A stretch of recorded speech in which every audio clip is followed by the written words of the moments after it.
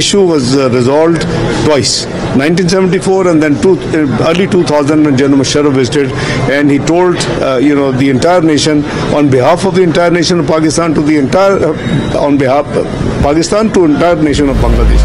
পাকিস্তানের উপপ্রধানমন্ত্রী ও পররাষ্ট্রমন্ত্রী ইসহাক দার দাবি করেছেন ৭১-এর গণহত্যার জন্য ক্ষমা চাওয়া সহ অমীমাংসিত ৩ সমস্যার দুবার সমাধান হয়েছে।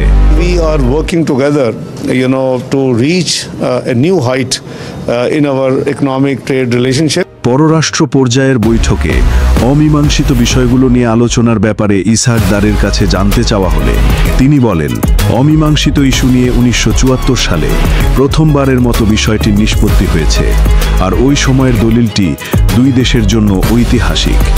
এরপর জেনারেল পারভেজ মুশাররফ বাংলাদেশে এসে প্রকাশ্যে ও খোলা মনে বিষয়টি সমাধান করেছেন। ফলে বিষয়টি দুবার সমাধান হয়েছে, একবার ১৯৭৪ সালে, আরেকবার ২০০০ সালের শুরুতে। The issue was resolved twice. In 1974, first time that issue was resolved in writing. The document is historic and is available for both countries.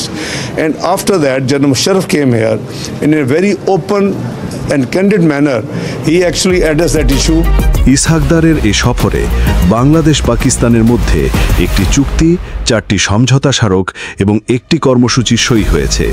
এর আগে দুই দেশের পররাষ্ট্র পর্যায়ের দ্বিপাক্ষিক বৈঠক হয়। বৈঠকে বাংলাদেশের নেতৃত্ব দেন পররাষ্ট্র উপদেষ্টা তৌহিদ হোসেন, পাকিস্তানের নেতৃত্ব দেন দেশটির পররাষ্ট্রমন্ত্রী ইসহাক দার। I think between a family, between brothers, once this is done, even Islam tells us to clean your heart. So I think let's move forward. We have to work together. We have bright future in this. So you see, this has been done actually, and the issue was resolved twice. গণমাধ্যম সূত্রে জানা গেছে, দুই দেশের মধ্যে সরকারি ও কূটনৈতিক পাসপোর্টধারীদের visa বিলোপ চুক্তি সই হয়েছে। এর ফলে পাকিস্তানের সাথে কূটনৈতিক পর্যায়ে সম্পর্ক স্বাভাবিক হবে। We also signed today one agreement and 5 MOUs. Total 6 documents have been signed. And I think it's a great beginning. সই হওয়া সমঝোতা স্মারকগুলো হলো দুই দেশের বাণিজ্য বিষয়ক জয়েন্ট ওয়ার্কিং গ্রুপ গঠন, দুই দেশের ফরেন সার্ভিস একাডেমির মধ্যে সহযোগিতা, দুই দেশের রাষ্ট্রীয় বার্তা সংস্থার মধ্যে সহযোগিতা, Bangladesh institute of international and strategic স্টাডিজের সঙ্গে Pakistan institute of strategic studies ইসলামাবাদের সহযোগিতা। What a religion, what our Islamic teaching, what the Holy Quran, what our Sunnah of Muhammad sallallahu alaihi wasallam tells us, then you should have cleanest heart and move together. And we are a family, and we should work together. There is a great potential that we should serve.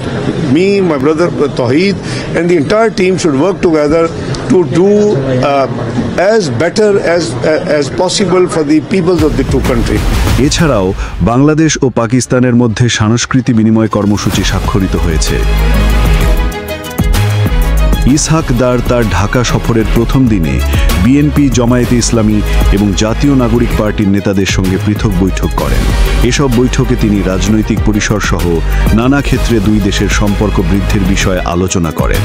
পারস্পরিক শ্রদ্ধা ও স্বার্থের ভিত্তিতে এই সম্পর্ক জোরদার করার বিষয়ে তিনি পাকিস্তানের অঙ্গীকার ব্যক্ত করেন।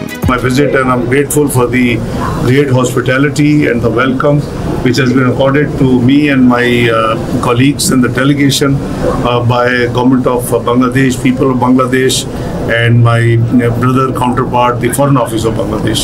So we resolved to work together in unison with each other, as well as on the multilateral forums. We'll be working together. We already meet fairly frequently on the international forums. And tomorrow we both will be in Jeddah for the emergency meeting of the Council Foreign Minister, inshallah.